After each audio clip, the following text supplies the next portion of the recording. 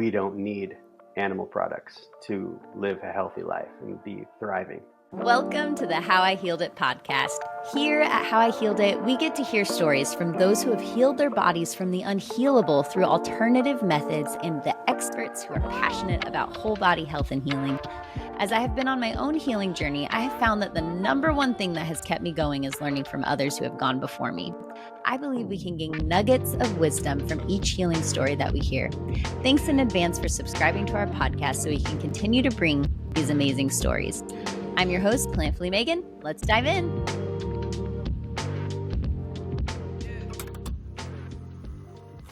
Hey guys, it's Megan and welcome to the How I Healed It podcast. Today I have the honor of interviewing Nate Maris. I'm so excited to talk to him. He is a raw food enthusiast and loves talking about the power of eating more raw foods and veggies.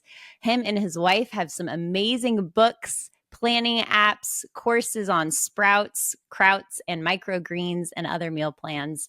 He is a wealth of knowledge when it comes to raw food and plant-based eating. And I'm just so excited to dive in and hear your story and touch on a few topics. I love talking with men about vegan life and plant-based life because my husband is also plant-based and it's different for men. I think women tend to lend towards that compassionate side of things. And for men, there's just been so much propagated in the media of like, eat meat if you're a man. Like the marketing is so hard there. And so I'm super excited to dive into that as well. So Nate, tell me a little bit about your story. I'm so excited to hear more about your story and how you ended up going plant-based and living a raw food lifestyle. Absolutely. We'll dig right into that, Megan. I just want to say thank you so much for hosting this and having me on your channel. Hopefully someone gets some of these messages that we're sending out there and can use them as tools within their life. So I really appreciate the work that you're doing. Awesome. Absolutely. Yeah. So my story, essentially, stories are tricky because I love stories and my story can go on for an hour. But essentially, I was raised kind of just the typical standard. We had boxes of, cup of noodle and sodas and Capri Suns and macaroni and cheese. And neither one of my parents were chefs. It was just quick stuff like white bread with some mayonnaise and bologna microwaved for a second. And that was like dinner, So wasn't around anybody in my direct circle of relatives that was really into health and health foods.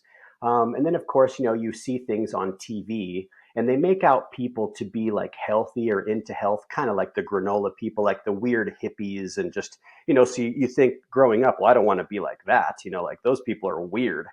So that is just another part that is being kind of indoctrinated in us over time. We're not even really thinking about it. We take that in, right? So here I am, 7 years old. And I feel like this is a pretty like interesting aspect of kind of my story in a way.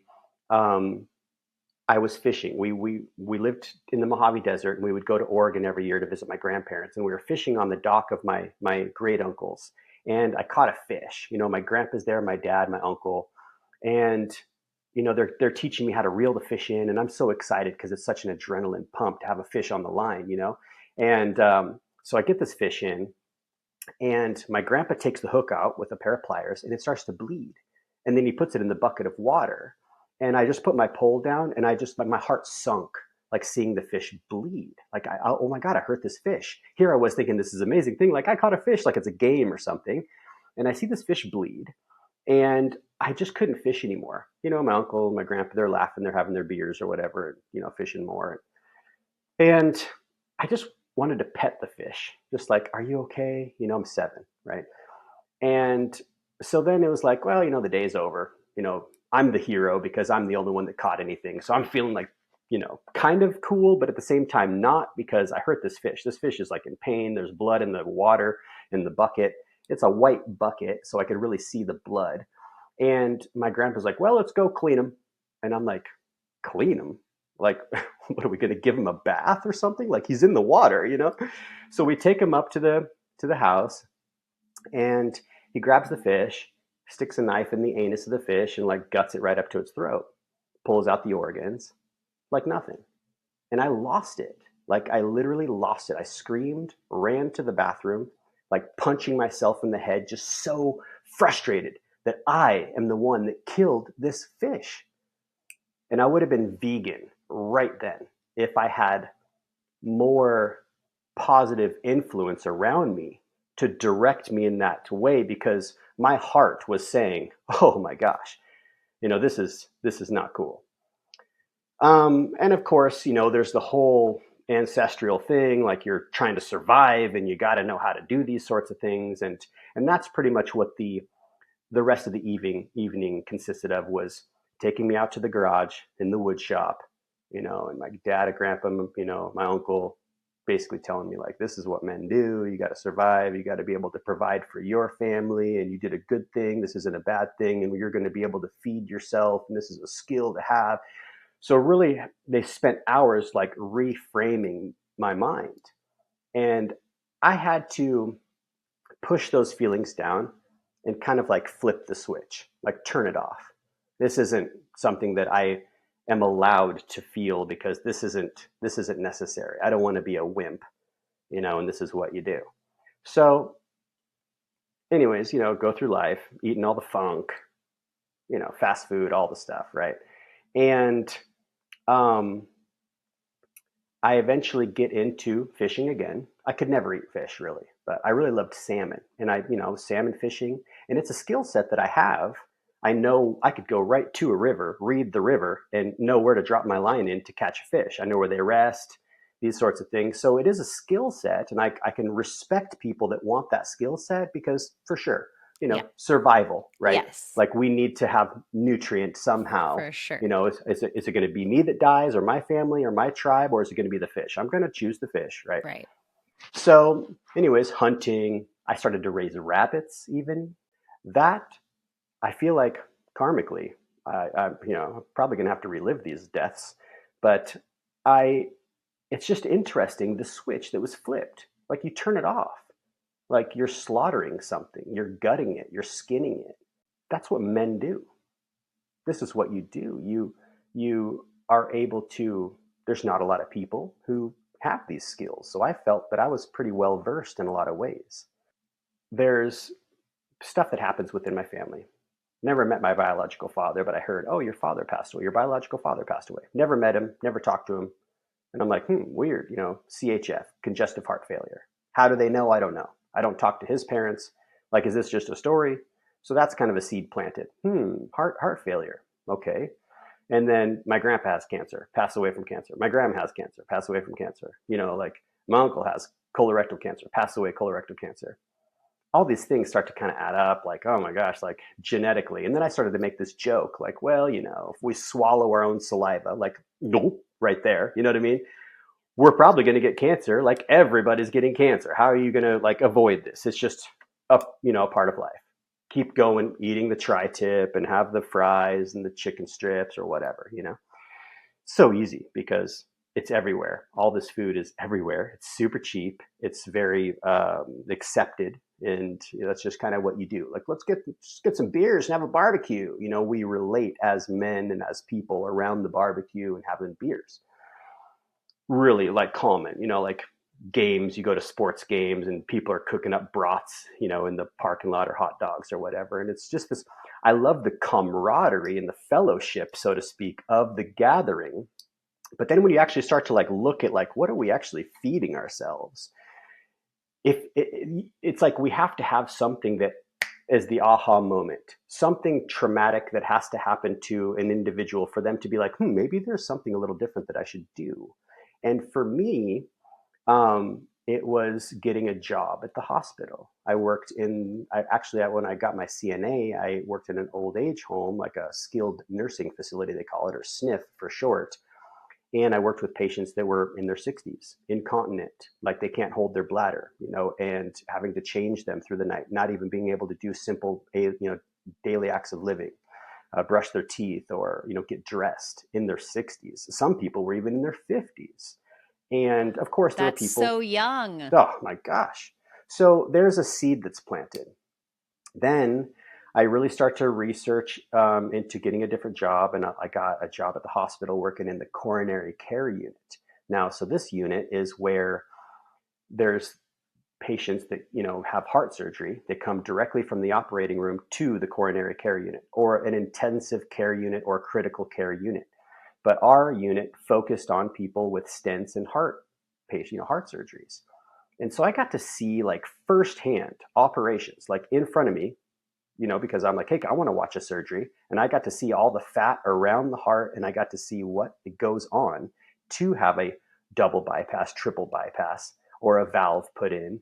And that was another seed that was planted. And I'm like, oh my gosh. And a lot of it was, at the time, I was keto, didn't know it was called keto at the time, but I was eating just meat and vegetables, like no breads and no grains, and just extra protein and extra vegetables. And I was preparing my meals and everything. So then my son was like scared because he doesn't want to get cancer. And he's 11 at the time. And he's like, I don't want to eat sugar. I don't want to eat gluten. I don't want to eat animals. And I'm like, dude, before that, actually back up. So before he was 11, I think he might've been like 9. I went vegan for I should say I went plant-based, because I really feel like once you actually make the vegan connection, you don't really go back. People are like, oh, I was vegan. No, you really weren't in my eyes. This is the lens that I look through. You don't go back, So I was plant-based, watched documentary Earthlings and Forks Over Knives, and was like, and What the Health. And I was like, oh, I need to get a juicer. I'll watch Fat, Sick, and Nearly Dead. I was like, yeah, I should really change my game up. I'm seeing a lot of stuff in the hospital. These are probably a lot of things that could be preventative if I was to change my game now, because I don't want to be in the hospital bed to be like, okay, maybe I should change the way that I live, right? Because it's too late sometimes once you're there. Totally. One of the patients that I had, he was a respiratory therapist, and he's plugging up the patient, like putting the tube down the throat, because they're intubated when they come out of surgery. They can't breathe on their own. They're on like a respirator, and he is in for his 16th stent. So for those that don't know what a stent is, essentially like a stent, let's say like this is the artery and it's clogged right here. So we go in with a balloon inside and blow it up where it's clogged, kind of like if a garden hose had sand in it. The sand is the clog. You go in, you put that balloon right where the sand is and blow it up so the blood can flow through again. 16 of these stents this guy had. And I'm like, yo, Donnie, like, do you think it's like your wake-up call? Are you ready? He's like, Nate, I'm never going to know. I'm a sausage, So people, that's an interesting thing. I think people intuitively know, like if you sit with yourself or you kind of hear those glimpses when there's something going on in their health. They're just like, no, it's worth it. I rather die young and eat what I want. So they know, I think people know deep down inside, if we could just tap into that intuition, the things that are bringing us life and the things that are bringing us death. And there is a choice. Like, that's fine. He can make that choice to do that with his body, but it doesn't lend towards a beautiful way to age, Yeah. So one thing I wanted to mention to you guys who are listening is I'm about to start offering extended interviews and other exclusive content to our How I Healed It community. So make sure to head over to the How I Healed It website at howihealedit.com. That's howihealedit.com, and sign up for our email list so you don't miss out on everything going on over here at How I Healed It. Happy healing out there, you guys. Now let's jump back into this awesome interview. Exactly. And, there was a study, to like have a little side tangent for a sec. Like there was a study about, I'm not exactly sure who conducted it or where, but I heard this and it really impacted me. And this could be like metaphorically, put on to different things in life. But there was like 6 people, let's say, I don't know how the number, but there's 6 people to get on the subway. And they're like, okay, cool. When you get on the subway and this light goes on, you guys stand up. And so the 6 people got on, the light goes on, they stand up. Here comes 2 new people into the subway. And these 6 people are standing up when this light goes on. The other 2 people are like looking around like, well, I guess we should stand up. So they stand up. Eventually, one of the 6 gets off. and the light comes on, a couple more people come on. Now there's 4 people who don't even know about the test and 5 people who do, 9 people on the thing, and they all stand up. Pretty soon, eventually, none of the original 6 are on, but you've got this, subway car full of people who are standing up when the light goes off. So it's like we just kind of follow, like we don't really question. We don't really like, why are we standing up when the light goes off? Like, why are we eating sausage anyways? Like these sorts of things. And of course, they taste amazing. Like I loved sausage. I loved bacon. And I tri-tip, like it's salty, like the texture, fatty.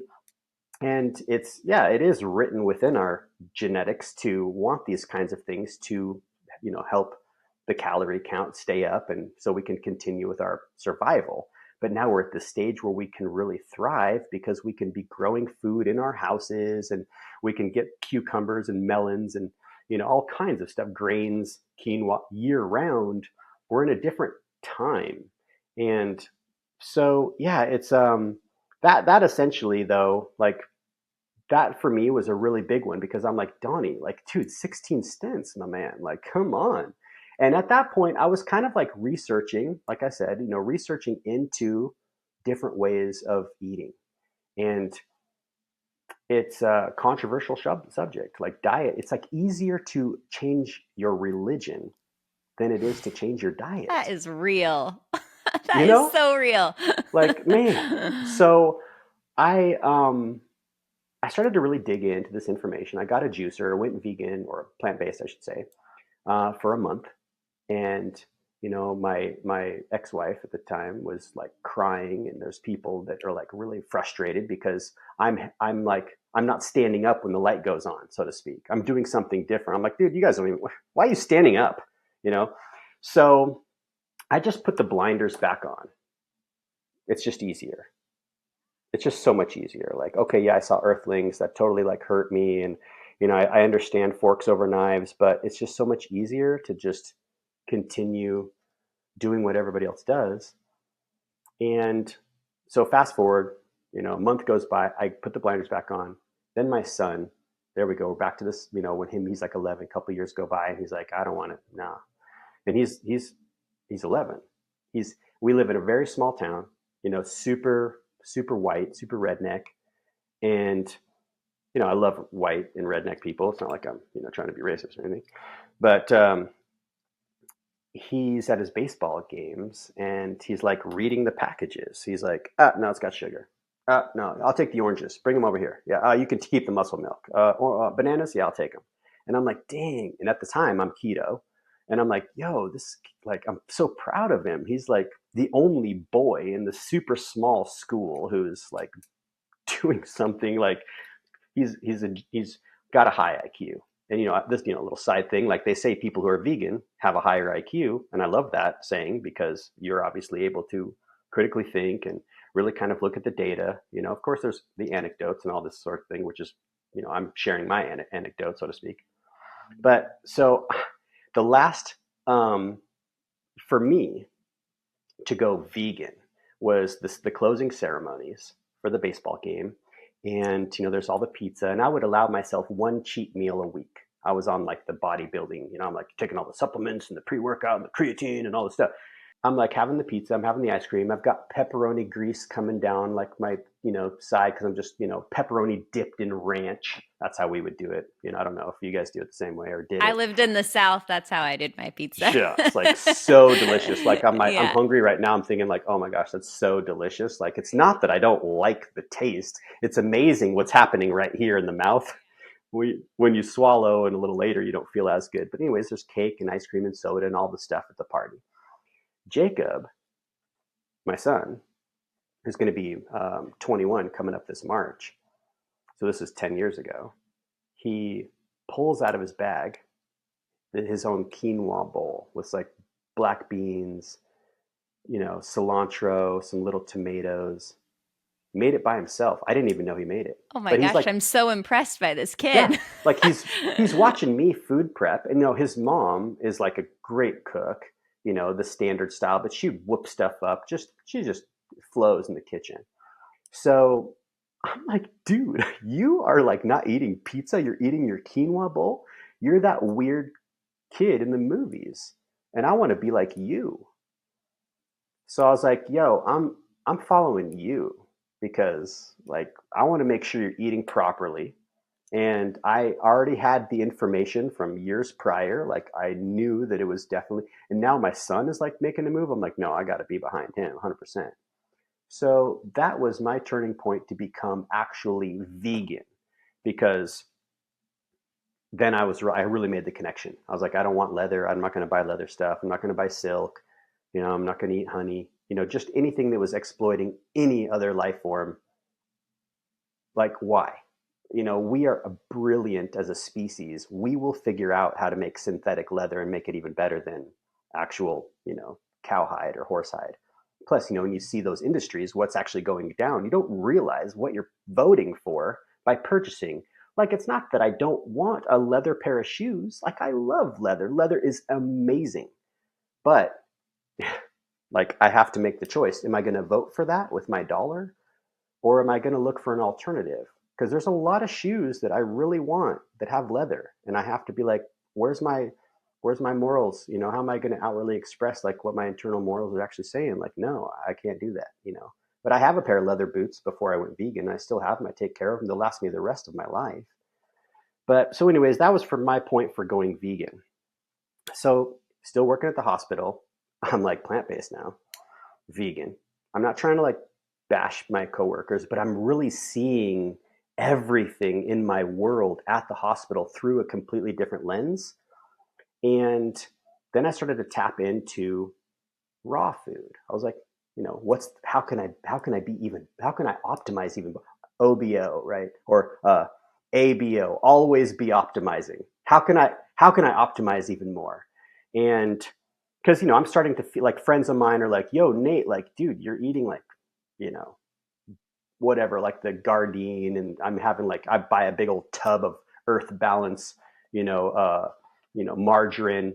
They're like, it's actually probably healthier for you to eat the animal product than all this processed stuff. And I started to feel like I'm kind of bored with it. I don't really feel as good. And I wasn't eating a lot of whole food. I was kind of gravitating more towards the junk stuff, which praise the powers that be that are putting these kinds of products out there, because some people just literally don't really care about their health necessarily. They just don't want to hurt the animals. So it's really nice that there is those options. Yeah, and it's nice for just transitioning. I Yeah. think whenever you're going from either a standard American diet or an animal based healthy diet to a more compassionate way of eating, it's nice to have the cheeses, the cashew cheeses, and the coconut yogurts and those things and some of those can be healthy, but there are a lot of the like the Beyond Meats and the Impossible Meats that are super high in sodium and they're not good for your health. But it's a great way to transition and to get used to a different way of eating, because going whole food plant based, like really low sodium, beans, grains, veggies, and fruits it's a big shift. I think a lot bigger than you even realize. For me, it felt a lot bigger than I even realized, going from an animal based diet to a plant based diet. You don't really know what healthy plant based is like. So it is nice to have those transition foods. And like you said, some people don't care. Some people are Yep. just Totally. vegan And for the animals. I fully agree. It is so nice to have those foods. And I've had the Beyond Burger, and it is absolutely bonkers, incredibly delicious. It's a science project, right? Like they're hitting all the numbers just right of the amounts of, salt, oils and sugars and the things that we crave, the things that we want. And they nailed it. It's amazing. But yeah, it's like, it's not the most optimum, but it's a great, yeah, like you're saying, a great transition food. And yeah, if you go completely like, SOS free, salt, oil, and sugar free, that can be really hard, because say, to touch upon the sodium just for a moment, Liz and I will be like, oh, maybe we were ill prepared when we go out, and we're like, oh, let's swing into Chipotle. We'll just get a salad with, salsa and guacamole. So we go in there, we get like the taco lettuce because it's shredded a little finer. We'll have the regular salad lettuce too, like load it up as much lettuce as you can.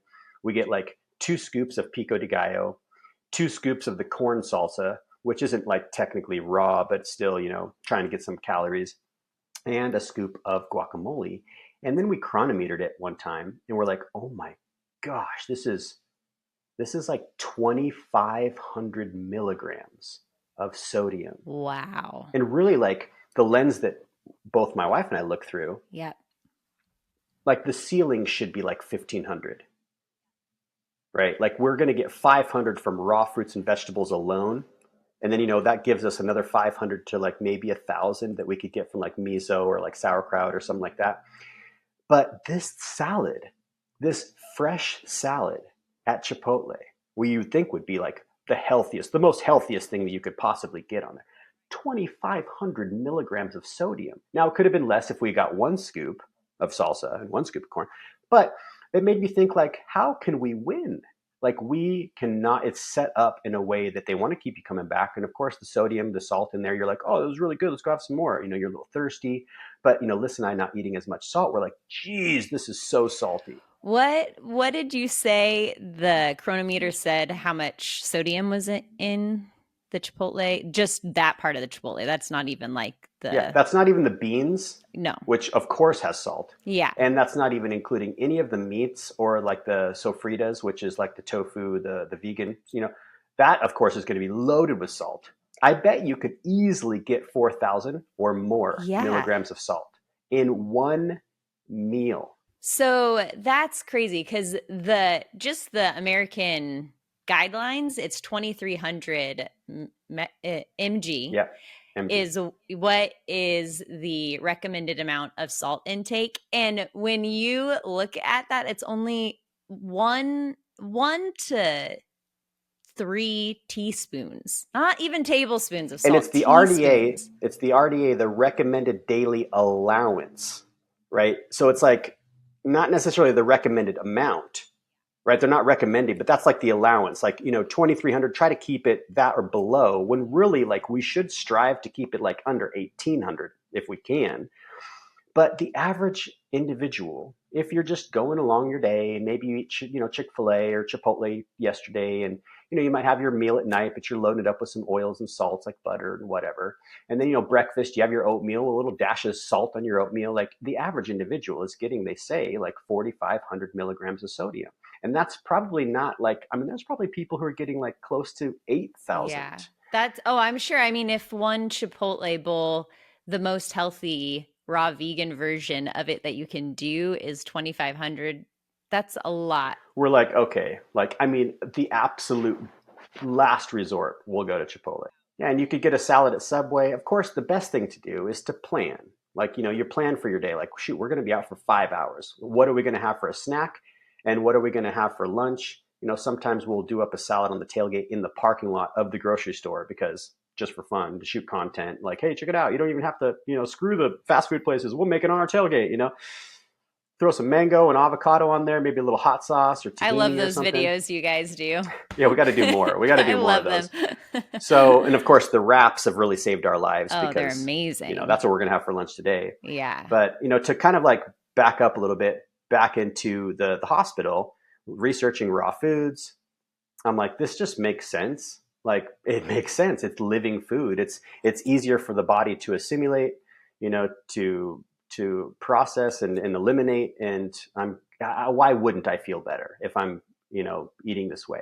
So I'm watching all the stuff, and, you get the algorithm sending you more videos when whatever you're into, it's going to send you more of that. If you're watching mountain biking videos, here comes some more mountain biking videos from these channels, right? So I know people who are in the space. I started to kind of learn some things, and then I'm skiing. This was February 2017. I'm skiing, and this guy, I'm riding single that day. So I'm like, raise my hand. I'm like, single, and here's this guy who's like way up there. So I get to skip way ahead of the line to go ride with the single guy. And we get on the lift and we start talking. He's like, what do you do? And I'm like, oh, I'm a medical assistant, at Sante in Medford. I'm working in the pulmonary clinic right now, and I've seen this and that and that and this. And I'm like researching that people are actually like able to heal themselves with food. And I'm really trying to like wrap my head around this, and he's told me that he reversed his stage 4 colorectal cancer at the age of 42. And that's like one of the leading causes of death, especially in men. And I was like, and he's like, yeah, I've been a raw foodie ever since for 44 years, just raw Wow. living foods. And I'm like, How old was he? He had it 42, and so you had to be in his 80s. He's skiing, I'm and he's doing a my raw math. foodist. I'm doing my math on my fingers. And I'm That's like, dude, amazing. you're 86 years old. Yeah. How And he meant was, to be that you yeah. ended up on the lift with him. And then, of course, being the guy, I'm Yeah. like, how's the flagpole? Yeah, You know? And he's like, totally. because I have individuals, friends of mine that I went to high school with. I'm Yeah. 40 years old when I met him. Uh-huh. I'm like, they're like Yeah. having problems. Yeah. And he's like full mast. And Yeah. I'm like, get out. I'm That like, is dude, awesome. I am doing this. I am doing this 100%. So that Wow. was for me, Yeah. that was the moment. Yeah. And I went home, binge watched YouTube, and looking for a meal plan because I didn't know what the F to do. I didn't know where to start, what to buy. Yeah. And I found Lissa. No way. That's And awesome. I was like, damn, this chick's dope. She knows what she's talking about. She's got a good energy, she's got a good vibe. She's not making me feel like weird that I have to like she's not pumping fear into me. And she has a meal plan. Okay, cool. I'm gonna get this meal plan. I'm gonna just do what she's telling me to do. So I built my kitchen around what she said that I needed. She had no idea who I was. I was just a fanboy, you know? And I got some people at work to go raw with me for 30 days. I would make the breakfast and the lunches, and then everybody was on to do whatever they wanted for dinner. And, we had two of the people fall off. Only one, stood strong. But of course, they were still drinking at night and having, their animal products and stuff. But at least they were eating what I was making for breakfast and lunch. And followed it for like hard. That was my go-to book. I didn't, just like a workout program. Pick one, stick with it. You're going to see some results. So I was like, oh, I don't need to, try this program and follow that person's, recommendations or detox and all this stuff. And I just need to eat some food. I want to be like this guy on the mountain, you know? And, like 7 months later, I go to Woodstock Fruit Festival and I meet another one of my like kind of idols at the time, Jack Albright from Raw Tropical Living. And he's just this good old Southern Alabama boy, long white beard. And he's like, yeah, like I stopped drinking and I stopped eating chicken wings and I'm a raw foodie. And I just, we're going to do bananas and mangoes this morning. And I'm like, yo, that's legit. I could do that. So him combined with Lissa were the people that I would really look to. And there was this other one too, Tanny Raw, her name was.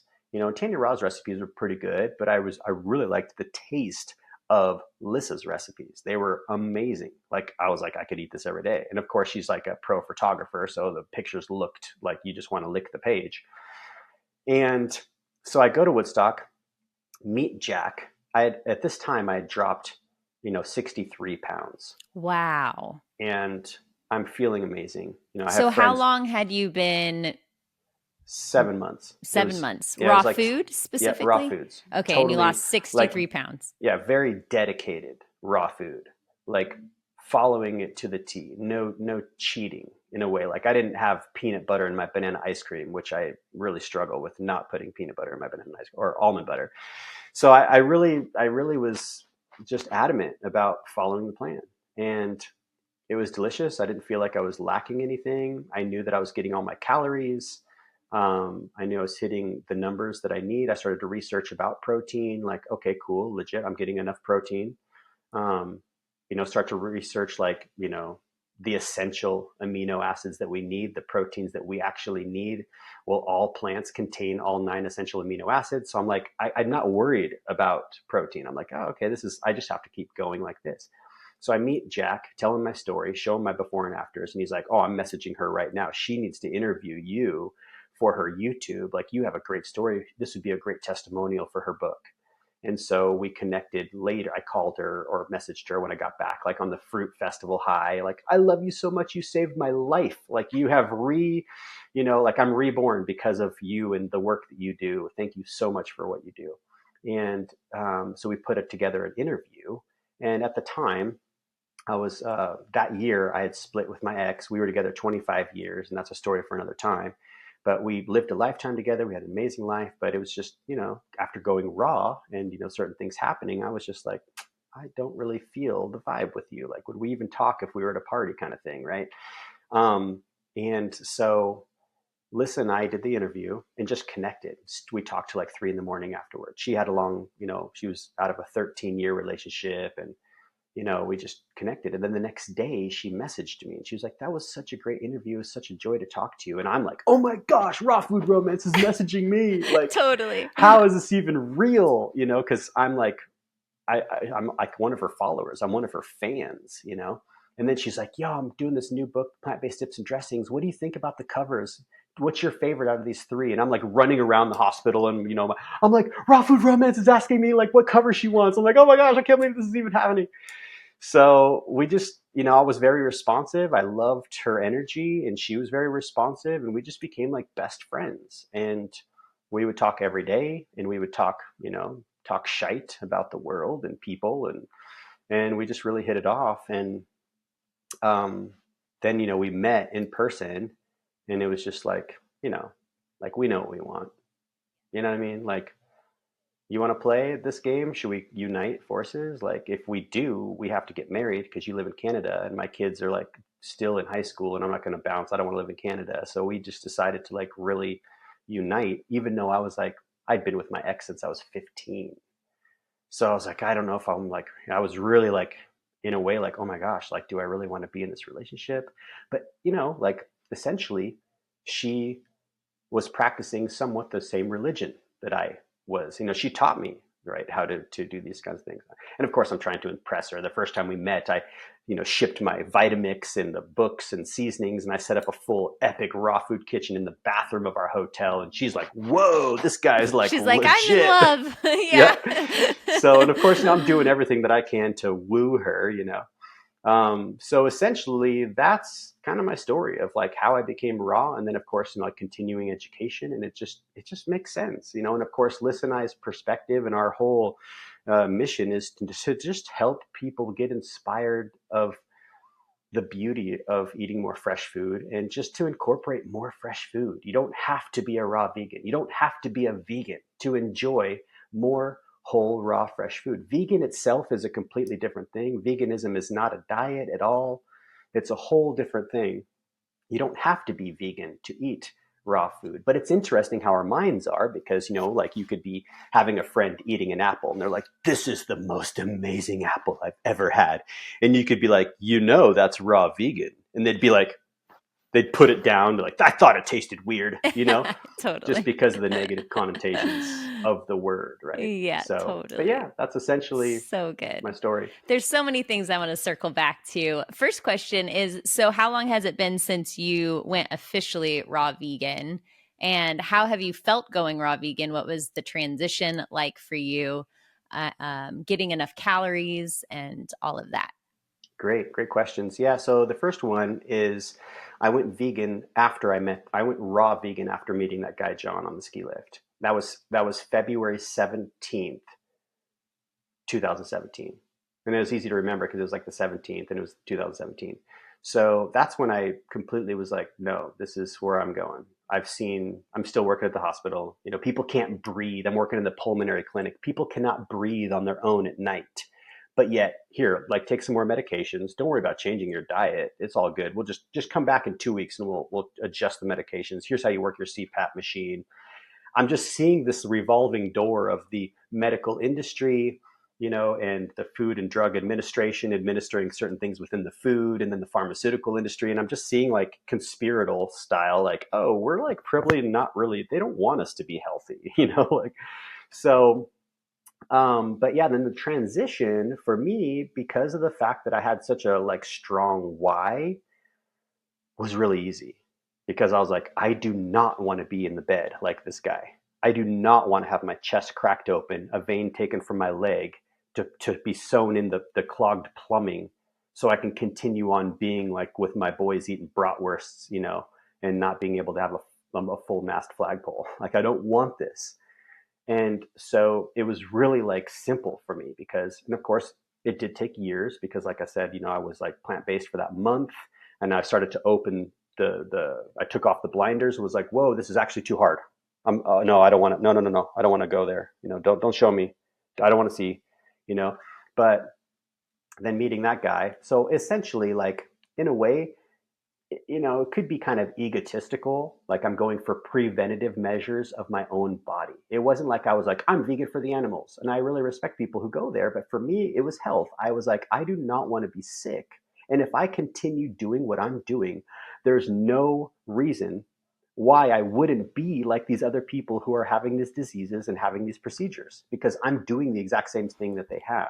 Yeah, So the that's transition, amazing. That's amazing yeah. that you got to see that because I think in my experience and my own personal journey is I went down this path for health, but it wasn't, I can't say it was preventative because I already hit a health crisis. And I think a lot of the people who their eyes begin to open to a different way outside of our current culture of eating and living is because they are hit with something that is really impactful and really hard. It's really beautiful that you got to see that in other people and actually see what the long-term health outcomes look for most Americans and not have to experience it yourself. So I think it's really cool that your wake up call didn't come through a personal health crisis, but it came with the wake up of preventative. And I think a lot of the people who listen to this podcast have had a health crisis or for whatever reason have been hit over the head with some reason that they're needing to shift directions. And preventative, if we could convince people before they hit that crisis moment, I would love that. I have not yet been able to see an effective communication tactic to convince people. You really, unfortunately, because it is such a radical change to eat a healthy, whole food, plant based diet for most Americans, most people won't have a strong enough why to do it and maintain it unless there is a real huge motivating factor, which is unfortunate to say the least. It really is. It is unfortunate, and that's Yeah. that's yeah. So I mean, I didn't touch upon an injury that I had, and this was another key point to my wake up call. I was helping a friend build a house, and I fell like 14 meters, nearly 14 meters. It was like 37 feet, and I broke my ankle and broke my wrist. And so, therefore, my body wasn't working. I had to ride a knee scooter for 6 months, non weight bearing. I broke the talus bone or talus bone, which is the growth plate in between our tibia and fibia, like our shin. Then there's the talus, and then there's the heel and the metatarsals, or however you say, the foot bone. So, this is like a really bad break. And the doctor was like, if it doesn't heal properly, I'm like, give it to me straight. What's up? And he's like, if it doesn't heal properly, we're going to have to remove that, fuse your heel to your shin, you'll have no ankle mobility, and your leg will be an inch and a half shorter. And so that right there was kind of like a crisis, of course. And I was like, I want my body to work. I want to be as healthy as I can. Please just let me heal properly, and I will never treat my body a different way. So that's that's when I went keto, because I was like, I need to be healthy. I need to be strong. I need to start working out. Like, I need to stop being lazy, and I need to actually, like, because it doesn't matter how much money we have, or if we own yachts and helicopters and hotels and whatever. If your health goes, like, you want everything, you'll pay whatever you have to get your health back. Or if you have dental issues, you're going to do whatever you can to get to where you can chew food again. So yeah, so that is a key part of my story as well. Is I was broken and I wanted to be healthy. So and then, of course, searching for optimization, it just, raw food made the most sense. It just Yeah. made the most sense. My husband, Yeah. my husband always says, how radically bad is our American diet if going whole food plant based and eating healthy is so radical to other people? Because you really get social pushback. I have an incredibly supportive family. Chris's family is my husband's family. We're really close with them. They're incredibly, incredibly supportive. But outside of that circle of people, you get the jokes and you get the teasing, and I understand it. It is radically different, and it does seem extreme. But really, what is extreme? Maybe the way that we're currently eating is extreme. And so I think that kind of shifts things. I love that you touched on how we live in a different time, thinking back to your son when he was preparing his plant-based meal and bringing it with him to the pizza store. I think it's so different whenever we are walking around and we're just eating in our current culture, but to be smart enough to step out of the culture and to shift the way that you go about it is really hard. But I think that there is no other time where you can do it with so much support because of social media, because of all the education that's out there, because of all the science-backed research. It is really scary when you are. I was really, I think a lot of people really ingrained in like, you need to eat your meat, you need to eat the dairy because you got to get the protein, you got to get the calcium. And to step away from that is really scary because it's like you're stepping into this unknown thing. And for me, I was so conditioned to think the only way to nourish my body was with animal products to be healthy and strong. Then to step away from that is really scary feeling. But now it's really neat because we have so much research to show us how to eat a healthy, well-rounded, plant-based, vegan or raw vegan diet. And you don't have to be so nervous because you're not afraid of deficiencies in the way that you would have been 100 years ago without all the research and information that's available. Oh my gosh, it's so true. And in a way it can be kind of like you're saying, it can be kind of scary. You're a little nervous, you're not going to get what you need, and it can be really confusing for the average individual just tapping into this particular niche or niche, the diet or the health and wellness um, arena. And it's tricky because it's like there's people out there on both extremes. And for the average individual, you're like, I don't know what to believe, I don't know what to. But what of course, like I was telling Liz, I'm like, I want to get this shirt that has like data with like the sign that's like pointing, like the whatever you call that little V, and then on the other side, anecdotes, like data. Yeah, data over anecdotes, because we have all these anecdotes like my uncle ate meat his whole life and yada yada, or I've been eating carnivore, or I've been eating just nonstop meat, I feel amazing. Like, show me the data. Like, I want to see the data. Like, if the data is like showing, then okay, cool, because the body responds a certain way. Mm-hmm. And yeah, I You're mean, always going to have those outliers. I yeah, remember one of my best friends, she smoked back in college. She smoked, and she would always reference my grandpa, he's 90 and he smokes. And I'm like, well, that's awesome that he has such great genes and he is an outlier. But if you look at the data, we have all decided culturally, as a culture collectively together, that smoking is bad. There's a real risk factor there. And so it's now an anti-smoking culture. Well, there's the same type of data that points towards it, especially processed meats like your sandwich meats and sausages and those types of things, and how it lends towards increases your chance of colorectal cancer so high. It's equal to how much of a risk factor there is to smoking and lung cancer. And those are things that just haven't culturally caught on yet, even though the data is very clear and it's very, very there.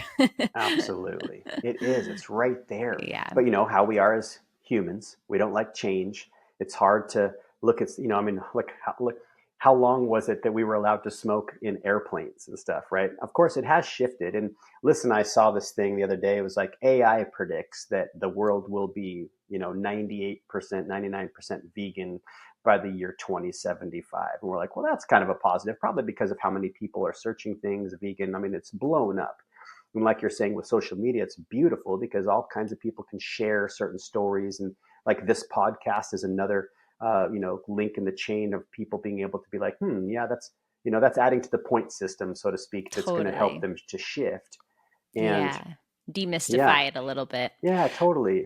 I think it's really cool that your story includes that man on the ski lift. One of the stories that I had read was George Malcolmus, the founder of Hallelujah Acres. He had colorectal cancer in his 40s. He had watched his mom die of colorectal cancer and had a friend who was a preacher friend of his who was a hippie and who was like all about carrot juice and raw foods. And so George Malcolmus was like, well, I saw what happened to my mom doing it the way the doctors recommended, so I'm going to do raw foods. He went raw vegan. He's still raw vegan today in his 90s. He's in his mid 90s. He has 20/20 vision.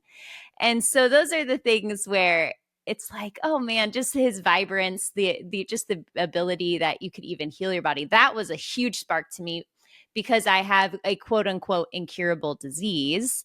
I just don't believe that is true. There's so many things that say they're incurable, but our bodies are beautiful and have an amazing ability to heal. And other people have healed the unhealable. And I believe that the more stories we can hear of people who have healed and shifted paths, the more we can be encouraged in our health journeys. Absolutely. To heal ourselves. You cut your thumb's going to heal itself.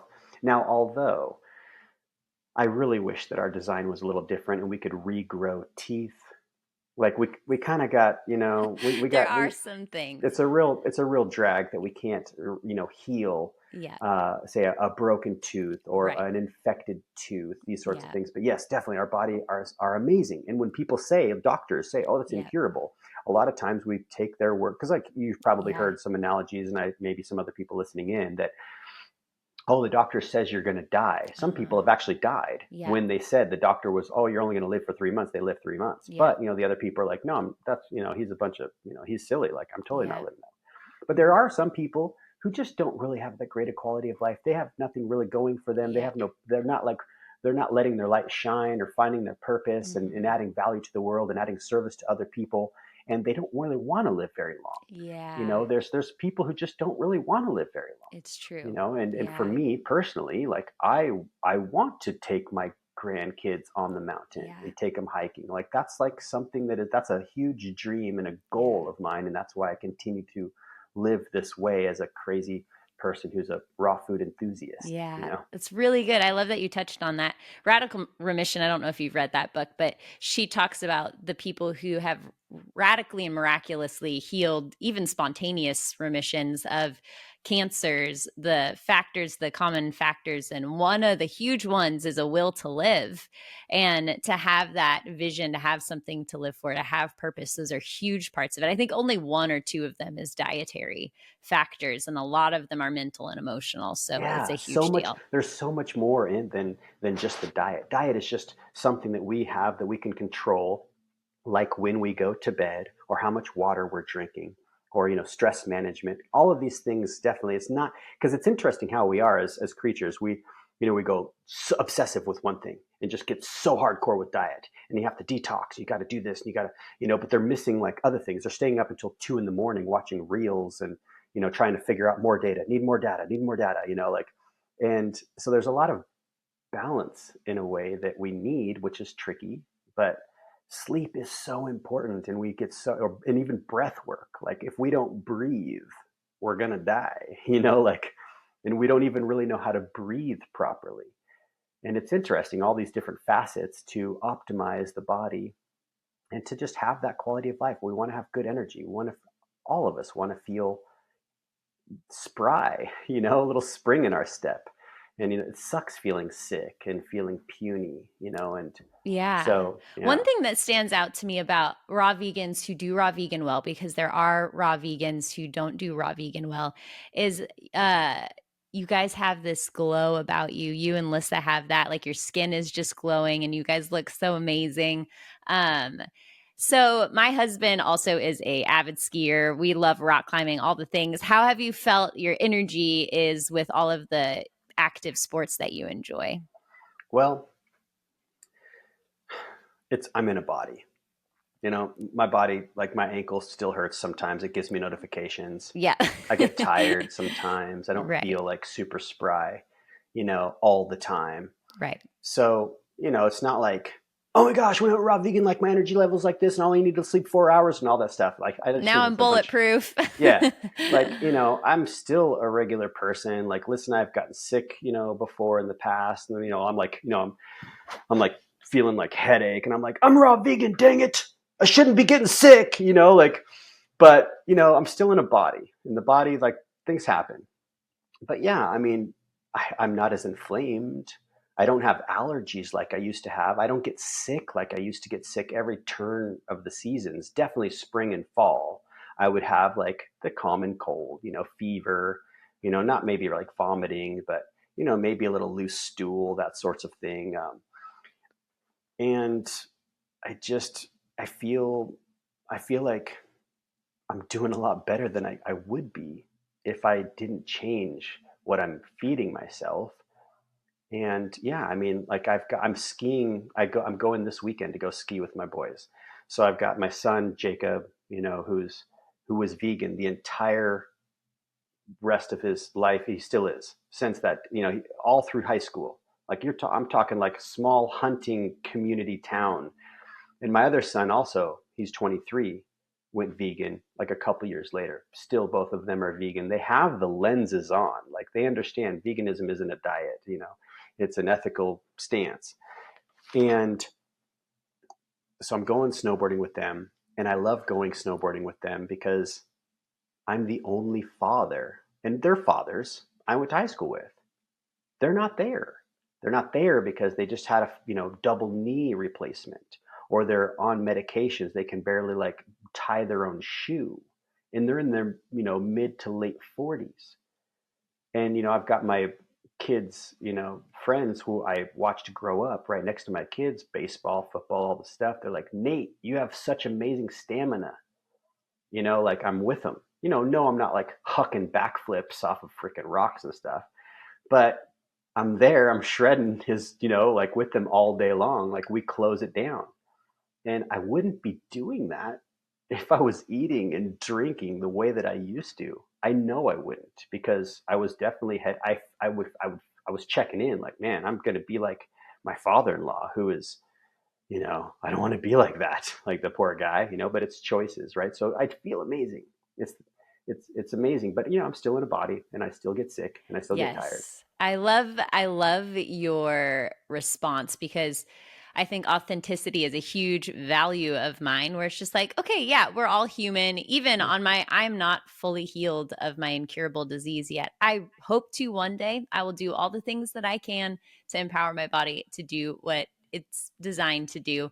But at a certain point, it's just kind of is what it is. So I'll have my discouraging moments. And I remember talking with recently, I just through my insurance, you know how you have family practitioner that you go to just for basic blood work and things. So I've been going to, he just is with our insurance, and it turns out that he's plant-based. He plant-based MD. And I was lamenting to him. I was like, man, I just wish I was totally healed of this. And he looked at me and he said, I can't imagine how much worse you would be doing had you not made all these changes. So keep absolutely, it up. And it was so absolutely. encouraging to me. I was Yeah. like, this guy's awesome. We just hit the jackpot on Oh, our that is medical so doctor, cool. just That out is at so random, cool. Oh my gosh. Listen, I say the same thing to each other. We were like, I mean, for one, we wouldn't be together if we weren't raw, because we wouldn't have found each other the way that we did. And I'm like, we would be so fat. And we would be those people that would be like, all right, let's go to eat here. Where are we going to get dessert? And we would be so worse off than we are now. Absolutely. Like we would not be the individuals that we are. Like the body, it's like a tree. Like it has a lifespan, and we're not going to live forever. I love the concept of treating ourselves properly and living into like 120. And then there's other people, like biblical, like, oh, they live till 400 or 900, or vampires live forever, right? But yeah, I mean, what can we do to support ourselves, to support these vehicles that we get to drive around the best? And yeah, there's some people who can't walk, or they can't see, or they can't hear. And we're so blessed. If you can hear, you can see, you can walk, you've got all five fingers and toes, and you don't have some kind of congenital thing that you were born with. And I mean, that's even trickier. And even then, it's like, yeah, I mean, those individuals also still have a choice, to do the best they can for the bodies. But yeah, I mean, we're so lucky that we have the accessibility to these foods, because there's places that don't, and it would be harder to be like a dedicated, super high raw vegan in certain areas. It would be hard. So that's another thing. It's like, don't be scared of beans and potatoes and grains and, like heat processed foods. Just there's different ways to process the food, with heat that's going to be more optimum Mm-hmm. than others. Yeah, because Right. one of the benefits of eating raw foods is the enzyme factor, that just the life force factor that's behind them. I think Yeah. that's why they can bring so much healing. But I know for a lot of people who are in a disease state, their digestive system, initially, it's really hard to transition over to whole food plant-based, let alone raw foods. So you kind of have to exercise your gut. I think this is one of the things Yeah. Lissa and I talked about. We talked a lot Yeah. about gut health on our podcast together, and exercising your gut is really important. And especially when you're in a healing state, you really have to listen to your body. So are you able to digest cooked foods better at first as you're transitioning and trying to incorporate more of those raw foods and things? Then don't feel shame around that. Don't feel Yeah. shame. Don't feel, and that's one of the messages I love that you and Lissa put out there, is like, wherever you are on the journey, that's awesome. Like, Yeah. do the best you can do, and we're here to cheer you on. I just think that is so beautiful, life-giving, and spreading love and life in the world, which is, we need more of that. Thank you. We definitely do. We Thank you do. so much. Yeah. It's we definitely do. And that's what's so interesting too, is like how you touched upon, a lot of people will come to the health and wellness, circle or community because they do have something happening to them. And a lot of it, especially in the raw community, I feel like with the raw community, there's a lot of people with, some people with diagnosed eating disorders, but there's a lot of people with just disordered relationships with their food. And it's a great label to kind of hide behind. And so there's a lot of, people who, yeah, aren't really doing the best, and they do have gut issues. And I feel like a lot of people in this world is, there's a lot of gut issues. Like I would say, I don't know, like the more that we dig into different research and stuff, it's like, man, that's where it starts. The gut issues that we have as a society are so great.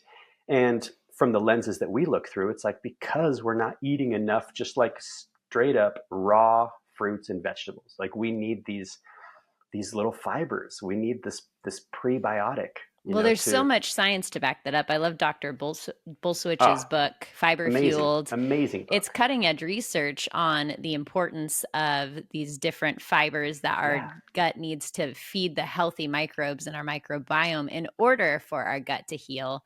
So having that plant variety is really, really yeah. healthy. And then yeah. Are there some resources or gut tests that you recommend to people, or that you have enjoyed and used as you guys have been on your health journey? Yeah. Yeah. Some resources, like you mentioned, Dr. Will Bulsiewicz. I think that's a great book. That book there is so good. And like you're saying, I love how you said cutting edge, because we are on the cutting edge. We're like at the infancy stage of this kind of research, which is really exciting. There hasn't been like a lot of research coming to light, and bless social media platforms to be able to provide these sorts of things. But Dr. Will's book, Fiber Fueled, is a must. Get that book, get it on Audible. If you like reading pages, get the hard copy. It's so good. And then there's another one called The Proof is in the Plants, from Simon Hill. And I really love his angle and his story, and the nutrition science of it all. Those are really great books. And there's so many. But those two, I think, will help anyone get on like a really good track. And then as far as like getting your gut tested, I feel that everybody should have a poo test, right? So there's different ones, and depending on where you're at. If you're in the States, I believe Canada as well. Possibly Mexico. There's a company called Ombre Labs. It's OMBRE. Ombre Labs. You can get their test, and then I feel like there's a couple others. Like I know Bolsowitz is involved with a project called Zoe, and I don't know if they use if it's Zoe that does the testing, but there's another one called Viome. And if you're like in the UK, it would be like Viome. Lissa, of course, would spit all this off like bam, bam, bam. She would know, But either way, those, just look. Anybody who listens to this, like, get a poo test. It's going to be great, and just Google research, gut test, and, look for ombre or viome. Those ones are reputable. And then it's really simple. You just send in a little sample, and you can kind of see where you're at. You can see how you can improve. They give you different food choices. Like we put in there that we're plant-based, so they're not telling us to eat, certain things that we don't want to eat. And it's really nice because they have like an avoid list, which avoid might be kind of a strong term, but it's just like maybe tone down on those foods and incorporate more of these foods to grow certain strains of bacteria.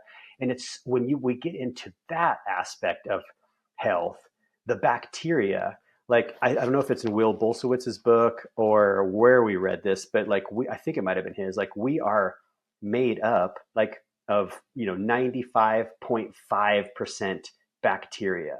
Like only 0.5% is human DNA essentially. So it's like we're more bacteria than we are human, and that's really fascinating to like wrap your head around. So what can we do to help these bacteria do their job and bless the parasites that we may have, because they're there for a reason, because we've been playing a certain game that we need them. They're there to assist us because we're eating too much, dead food, dead matter. There's like the dung beetle, right? The dung beetle comes in, bless the dung beetle because it's eating the dung. So, but if you cut off their food supply, they're going to bounce. They'll be like, yo, man, we're out of here. There's no food. Let's roll. So like it's interesting how we have certain things, and sometimes we can get real freaked out about all these things that's going on in our gut. We want to clean our gut, and really, like, I just picture God not being the kind, or the creator or whatever we want to call it, not to like make it's not complicated. Like the lens that I have is essentially this: we eat the plants, right? We poo. That feeds the soil. The soil is alive. It grows more plants. The plants, drop fruits with plenty of seeds. They regenerate themselves. They give us fresh oxygen. And it's just this, it helps heal our gut. Like it's this amazing symbiosis between the plants, because we have to eat. We are in a body. The body requires food. And we don't have to kill anything. We can literally get everything that we need aside from, maybe I shouldn't say literally, aside from B12 and vitamin D, we can get it all from the plant kingdom. And of course, I read the book, Secret Life of Plants. And yes, I believe plants are very intelligent, but they lack the central nervous system. I do believe there is some intelligence there, but it's not like a sentient intelligence like an animal. So I don't feel that, when we're eating a plant, it's the same as slitting the throat and eating an animal. Definitely there's intelligence there, and they're a kingdom in itself, and it's so interesting. But when we look at that, like that lens, like I cut open the melon, toss the seeds on the ground. Just that alone is just going to grow more melons. You can't just cut a cow open and throw its body parts all over the place and more cows are going to grow. So it's just so interesting when you look at it from that perspective. And then as far as like being a man, like when I don't know, as a kid, you watch these cartoons and stuff, and there's like the big old funky like landlord or the king that's just like drinking ale and eating the chicken, the turkey leg. But then there's like the warrior man, like the Adonis, so to speak, right? Like who is like the deer comes up to. And not only is he masculine and going to protect and, just be awesome, but he has this connection with the Mother Earth, the plants, the animals. And that right there is like the most sexy thing for me. As a guy, I'm like, damn, that's a sexy man. Like he is definitely tuned in, because there has to be that balance.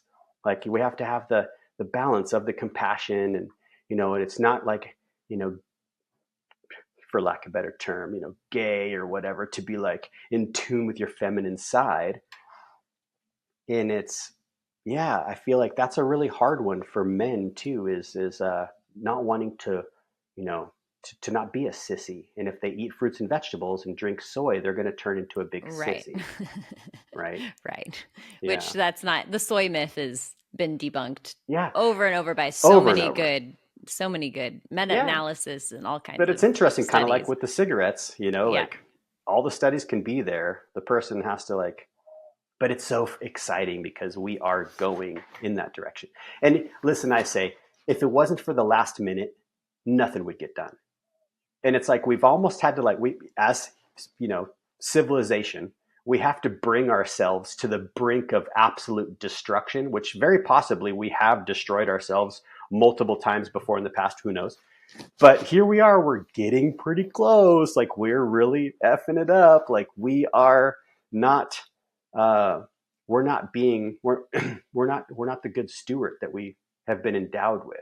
Like we've been given dominion, and the dominion is to care for, right? Like so, but of course, like we can all help each other wake up in the fact that we'll be just fine eating the plants, and you know, and there's delicious foods to have, and of course these businesses like Chipotle and fast food places, they're here to stay. They're going to pivot, and they're going to give us what we're desiring, what we vote for with our dollar.